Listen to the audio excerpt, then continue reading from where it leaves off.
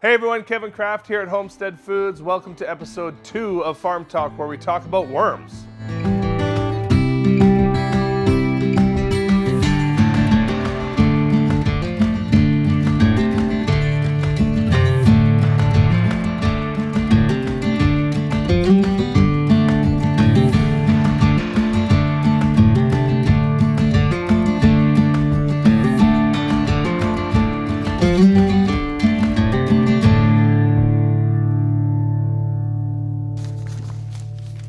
This is worm food, you know.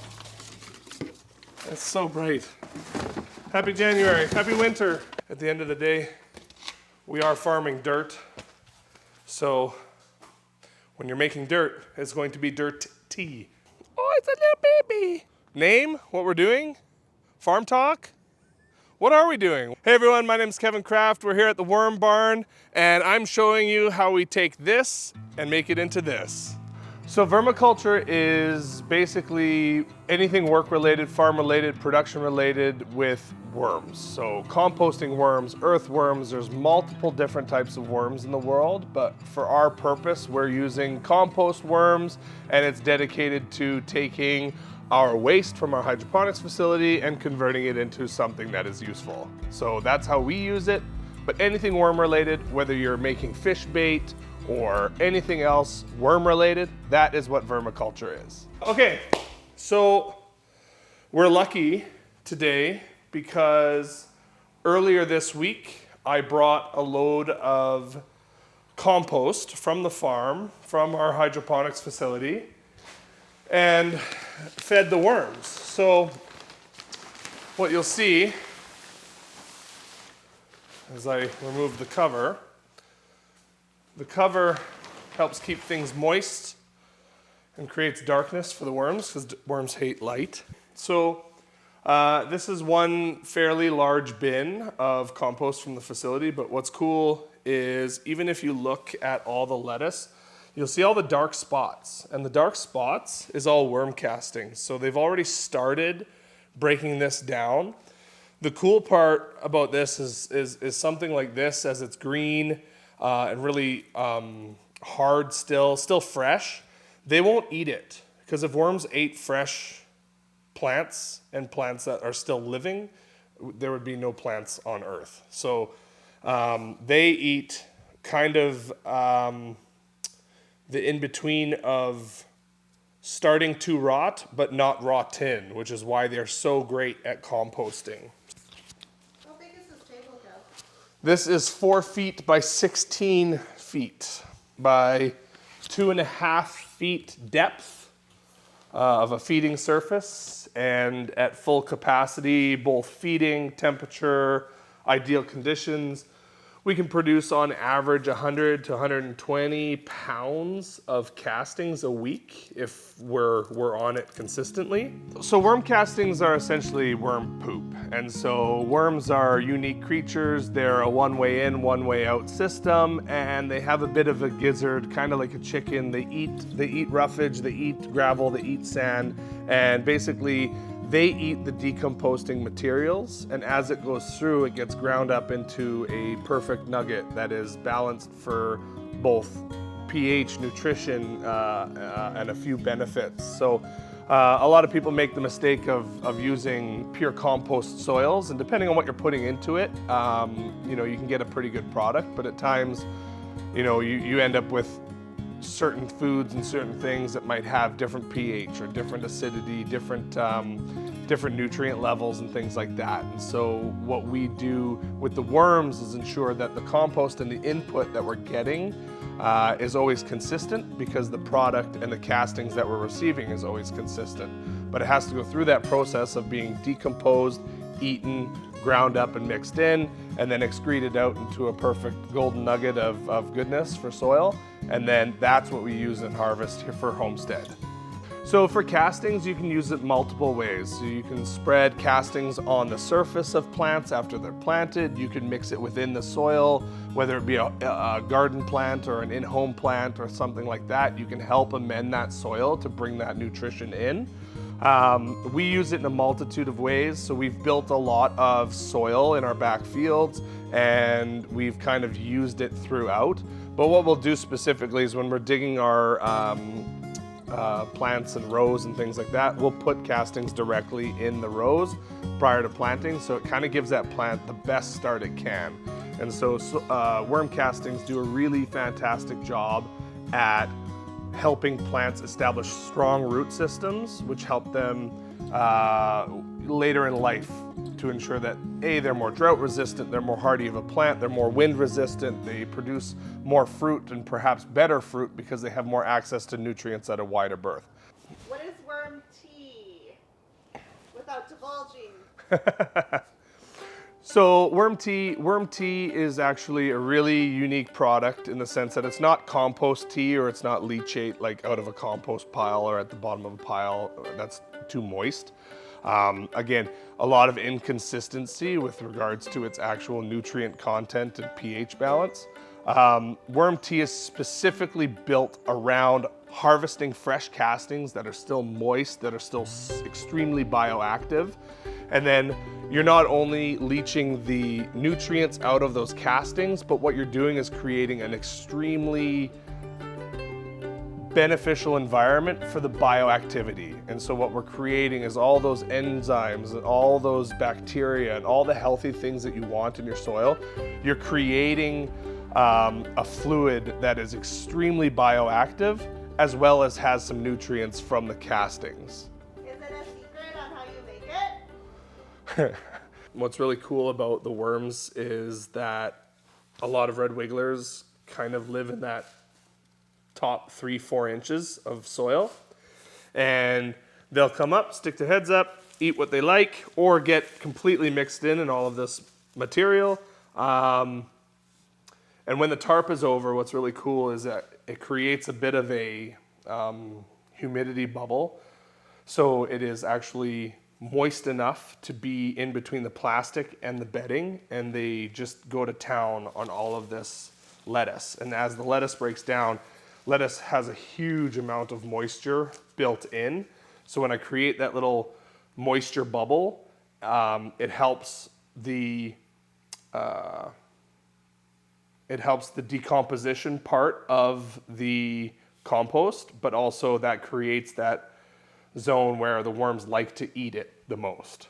Do worms have a favorite crop that you feed them? Is like lettuce the favorite, or? Pumpkins. Oh. So pumpkins are the favorite crop. I wish I had an example. Pumpkins or squash, because the meat is so sweet of the vegetable. I can take basically a pumpkin, cut it in half, put it face down, and I could come back the next day, lift it, and it would just be like a mound of worms up in the meat and in the softer area, because that's the part that breaks down first. And sometimes I can lift the shell of a pumpkin. Oops. Oh. Sometimes I can lift the shell of a pumpkin, and basically it will be just the shell itself. Everything else internally has been eaten. So what are we going to do today? Well, today we're going to do a casting harvest. So what that looks like is, even though all the biomaterial and the worms are all up in the couple inches of the top of the soil, we also have 1.5 feet of soil deep. And the bottom of this table is open. So there's a 2x4 inch metal mesh underneath. And what that does, it allows the soil to breathe, but also it allows soil to fall through and fall to the ground, and then I can harvest the castings. And so very rarely do I get too many worms out of the bottom of the table because they're busy eating and living their best lives on top. They don't dwell deep, so that means the thicker and fuller I have this table, the less likely it is to have worms in the harvest of the actual castings because they're all not there. So what we're going to do today is we're going to do a table cut. There's a blade that cuts the bottom 2 inches of the compost or the worm castings off of the bottom of the table. That drops down onto our little ramp and it drops onto the concrete floor. And then what we'll do is we'll go through the processor on the shaker table and show you that and how we actually harvest the worm castings, how we weigh and package the castings, and then how we seal it up and kind of put it as a product in the store. So vermiculture and how I got into it is a unique story, and pre-COVID and during COVID, I thought it'd be an interesting idea to get into gardening, getting to raised beds, and looking at kind of soil health, soil management, what do people use for good, healthy soil, and I pitched the idea of starting a worm farm to Kendra, and thinking it was a good idea and something for the kids and I to do. So through a lot of research, we decided on red wigglers, and they're really good composting worms. They like it warm and moist, and they eat a lot for their weight. So we got into it, and it was very successful in our system at the house. And then, one day we were just talking about how successful it was going and how much soil I was producing and kind of the process and the benefits of it. And it just one day aligned where I'm sitting with Michael talking about the stories of what the kids and I are doing and how it's producing some of the best soil around. And he's like, well, we have some stuff coming up, and I feel like you could do this on a larger scale. And so this is essentially, years later, how I started worm farming and doing research and being really interested in the worm saga, whether it be anatomy to finished product to how they work and how they function, to where I'm at now at Homestead and mending soils and working on different projects and having a space and a facility where we have a worm table that we're producing, a few hundred pounds of castings a week. So on either side of the worm table, there's a winch. And it's just a matter of figuring out which side has slack and which doesn't. And we set this side free. And what I'll do is I'll start cranking on this side, and the blade, which is on this end, will come all the way across the table, and you should see castings fall out to the floor.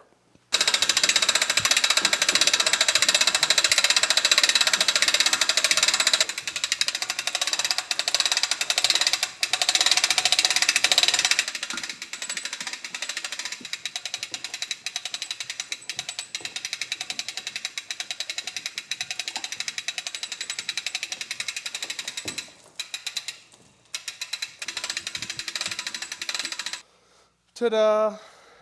Essentially, this is just dirt right now. It's a mix of everything. So usually, as we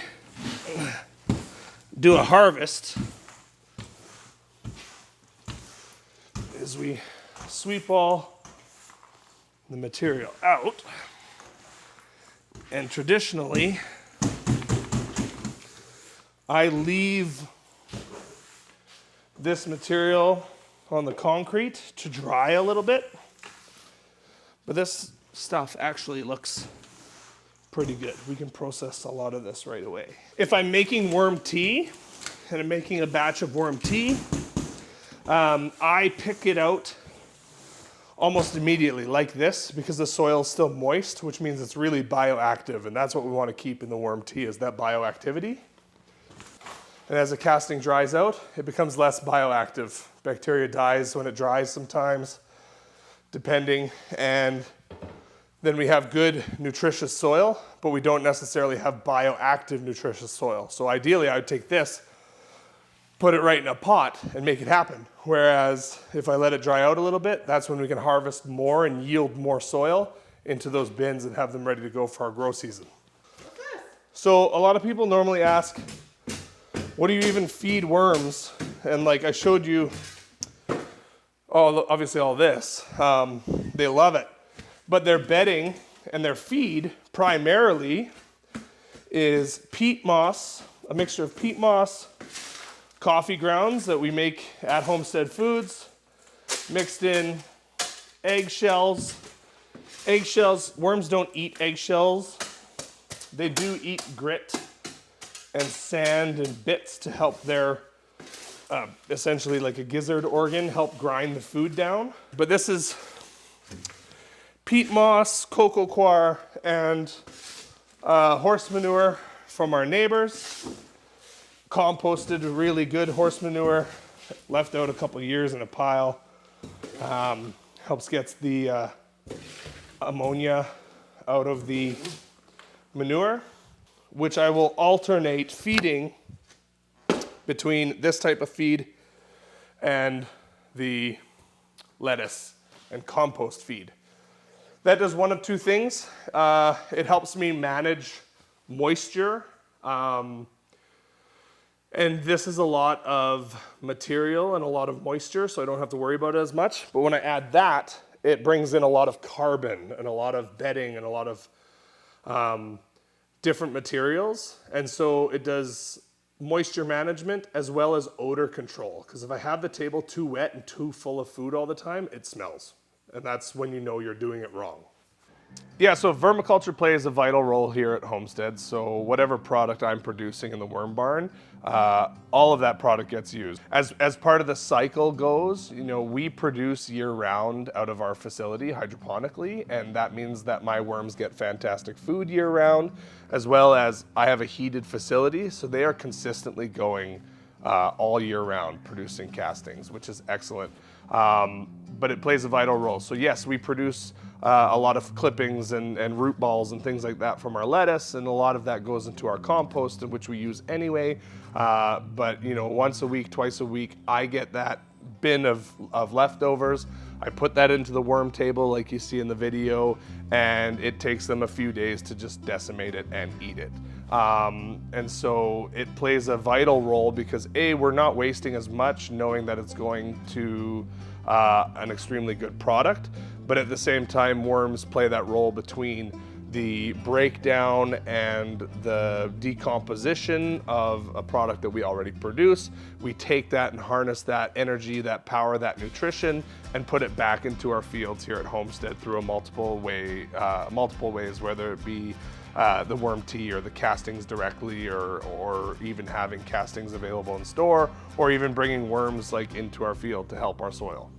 So when I was talking about moisture control, worms love it when there's enough moisture for them to function, because worms breathe through their skin. So what we got to do is create that layer on top of the feed as well as that soil to ensure that it's nice and moist. And because the table is open underneath and because it breathes, we lose a bit of moisture through evaporation, obviously. This water is aired off water. We don't want chlorine or treated water. Oh, behind you. I was like, where's my stuff? We have a bubbler that is basically running in these tanks 24/7. So when I fill these tanks, they're aerated and run for weeks before I even use the water for the table or making worm tea or anything like that.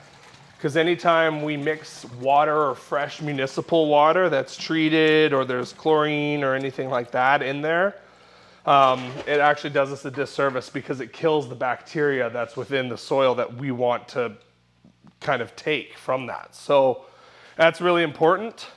So because I just added a layer of feed and peat moss on top, peat moss holds a lot of moisture. The lettuce holds a lot of moisture in its cells. So as things break down, we're kind of creating this perfect storm for the lettuce material to break down, creating the food that the worms like. So I'll lift this up. My little hatch, access hatch. When you grab the soil, you want to be able to squeeze it and kind of have it keep its shape. You don't want it dripping. You don't want it dripping out their hands. So this is a perfect amount of moisture. So that's what we're looking for. Worms are actually extremely proficient at producing. And so worms are hermaphroditic, so they are no male or female. They are just like out there, and they are worms. And what happens is when two Worms love each other? yeah, when two worms find each other out in the wild and they're both adults and the conditions are correct, what they'll do is they'll swap everything they need to make a cocoon. And a cocoon is extremely unique in the animal world. So the cocoon can have 2 to 3 to 4 eggs within a cocoon, and the cocoon is extremely heat resistant, drought resistant, moisture resistant. It's a pretty unique thing, and the eggs can kind of be dormant for multiple weeks. But if conditions are correct, those eggs can hatch very quickly. So it's one of those things where it's like life doesn't necessarily start until the conditions are correct for life to start. But one cocoon can have anywhere from 2, 3 to 12 baby worms. Okay, so this is the shifter sorter, and you'll see the 2 different size mesh here. This mesh here is perfect for castings. Pure castings and the finer material drop down, which give us that end product that we're looking for. This bigger zone here in the mesh captures the cocoons and some larger material, so it's perfect for that. And then everything else falls out the end. When we first started, I would take this table, do a cut, and literally have to hand bomb and sift through it itself. And then this bigger material is what would traditionally fall at the bottom. This fine material just disappears off the mesh. So that drops in and it shakes through and everything else works its way down. So this took forever, and this saves a whole lot of time, and we can process a lot of material, and it's worth the investment. What we do is we stick it on top, we send it through the sorting table, and you can see the smaller material just kind of disappears, and the rocks and the bigger chunks and the bigger pieces all fall out at the end.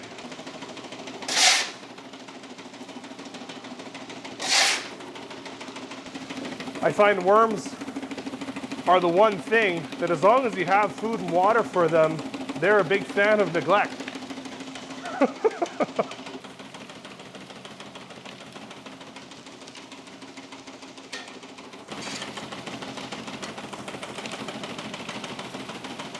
So through a lot of research and trial and error, we found that mixing the right amount of worm castings, so if you're prepping your pot for a plant, the best ratio or the best percentage is about 15% worm castings in your potting mix, and that netted the best results with regards to growing. So for us, while we're planting, essentially we cut a row in and we're putting holes, and we take a little bit of a handful and a sprinkle and put the plant in, and it gives it that real good start between that and some bone meal, and it's an excellent start for plant. It has all the energy that plant could need for potting plants and things like that. You can essentially make a pot with that 15% mix, and that pot will have all the nutrition it would need for the year, even moving into a year out even further.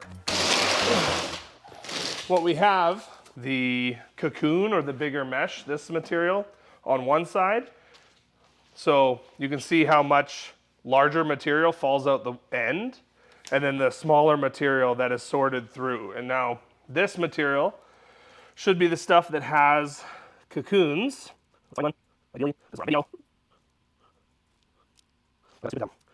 Okay, screw the cocoons, okay? They're in there, I promise, okay? And then there's this bigger material. So this whole bin, just because we don't need to worry about our cocoons and our nursery buckets or anything like that right now, this material is going straight back into the table as a whole. So the real ticket now is pulling this out, and this is the softest, most rich, dense soil. It helps aerate your soil. It helps maintain moisture. This is nice and bioactive and ready to go. So this is super soft, actually. This is probably one of my softest batches. So I'll pat my shoulder on that one because this feels so nice. So this did an excellent job. This does an excellent job. It saves me a lot of time than doing that. But again, this is I want to say an This is 102, so this is like an 80-liter tote. So this whole, that's probably close to 50 pounds of material just right there out of a quick harvest. But if I take the time to let things dry properly and harvest the castings themselves, we would have this bin right full, less material in this bin, and we still have material to go through and sort here. But then we create, I have 1, 2, 3, 4, 5, 6, 7, 8, 9, 10 102-liter bins already filled from basically this fall to today, so 3 months. And that's probably 600, 700 pounds of actual castings that is going to go directly into our gardens come the spring. And another major point too is that something so small like a worm can make such a big impact, and such a small population of worms can multiply so fast. Such a small amount of work and effort where nature can take its course and benefit soil is so easy to do. And so yes, we use it, we embrace it, we harness it, and we make it the conditions great for them. But again, worms, if you have worms in your soil, just know that your soil is healthy, and that's a good start.